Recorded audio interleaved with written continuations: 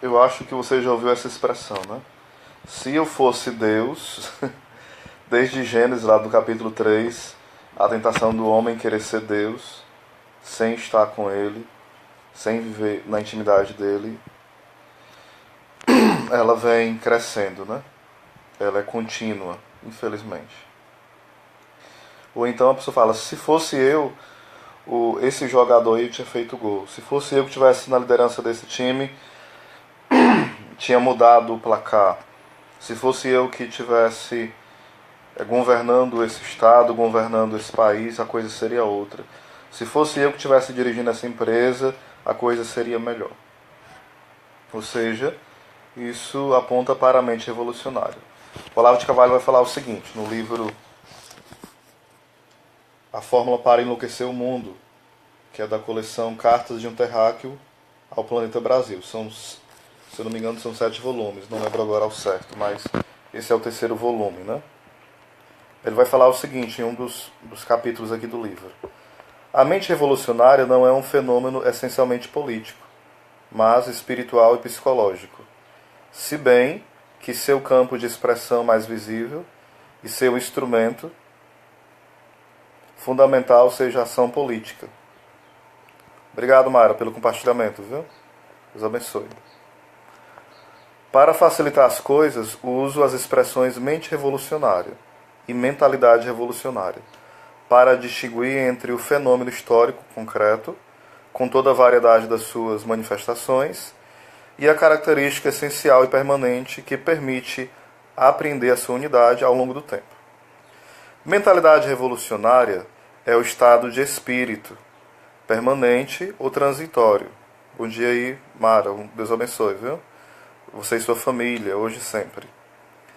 Mentalidade revolucionária é o estado de espírito permanente ou transitório, na qual o indivíduo ou grupo se crê habilitado a remoldar o conjunto da sociedade, se não a natureza humana em geral, por meio da ação política, e acredita que, como agente ou portador de um futuro melhor, está acima de todo julgamento pela humanidade presente ou passada, só tendo satisfações a prestar ao tribunal da história.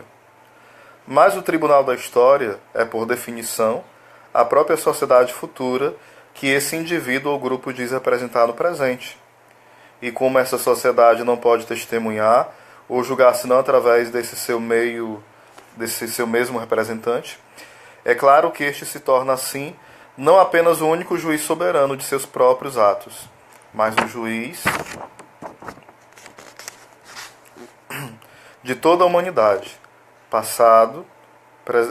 toda a humanidade passada, presente ou futura, habilitado a acusar e condenar todas as leis, instituições, crenças, valores, costumes, ações e obras de todas as épocas sem poder ser, por sua vez, julgado por nenhuma delas.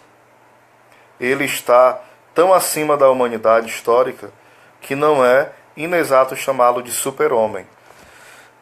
Ou seja, essa pessoa com mente revolucionária, com mentalidade, né? Ela se acha acima de tudo e de todos, se acha um super-homem mesmo. A autoglorificação do super-homem, a mentalidade revolucionária é totalitária e genocida em si, independente dos conteúdos ideológicos de que se preencha em diferentes circunstâncias e ocasiões, recusando-se a prestar satisfações, senão a um futuro hipotético de sua própria invenção e firmemente disposto a destruir pela astúcia ou pela força todo obstáculo que se oponha à remoldagem do mundo, à sua própria imagem e semelhança. Ou seja, o que atrapalhar a ideia dele, ele passa por cima, né? Não quer saber quem é, nem como vai ser isso. Passa por cima. O revolucionário é o inimigo máximo da espécie humana, perto da qual os tiranos e conquistadores da antiguidade impressionam pela modéstia das suas pretensões e por uma notável circunspecção no emprego dos meios. O advento do revolucionário ao primeiro plano do cenário histórico, fenômeno que começa a perfilar-se por volta do século XV e se manifesta com toda a clareza no século XVI e XVII, inaugura a era do totalitarismo, das guerras mundiais e do genocídio permanente. Ao longo de 2 séculos, os movimentos revolucionários, as guerras empreendidas por eles e o morticínio de populações civis necessário à consolidação do seu poder mataram muito mais gente do que a totalidade dos conflitos bélicos.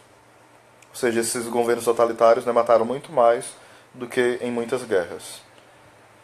E do que em epidemias e terremotos e catástrofes naturais de qualquer espécie desde o início da história do mundo. Ou seja, em toda a história da humanidade nunca se matou tanto quanto essa ideia assumida como mente revolucionária. Eu posso mudar o mundo, me deem poder que eu vou mudar tudo. E são esses caras que mataram milhões e milhões de pessoas, né? Foram aqueles que são os grandes culpados de tantas milhões de mortes. Nunca houve tão grande genocídio antes desse pensamento revolucionário. Houve muitos, né?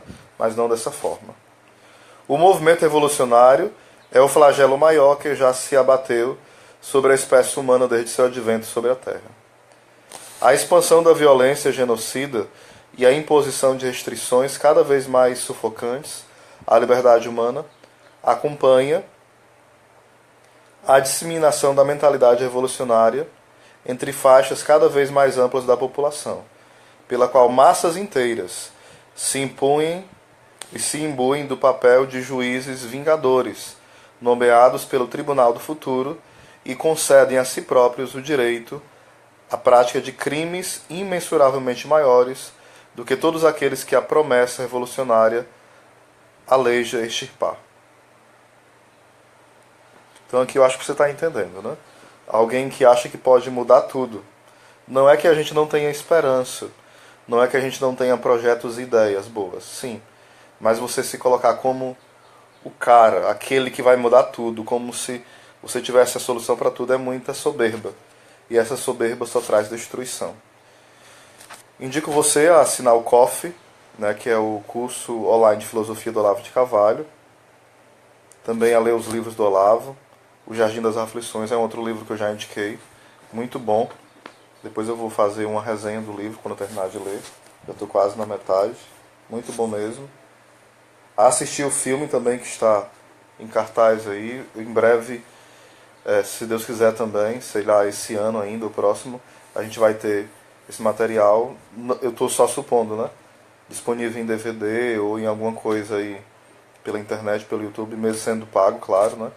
Para a gente assistir. O Jardim das Aflições é um grande livro e também o filme, em forma de documentário, também é magnífico, né? Só pelos trailers e pelas reportagens que foram feitas, dá para se ter uma pequena ideia da maravilha que é. Então que Deus abençoe e fica essa dica. Os livros do Olavo de Carvalho e também as aulas do Olavo de Carvalho pelo COF, que é o curso online de filosofia. Deus abençoe. Shalom do Pai.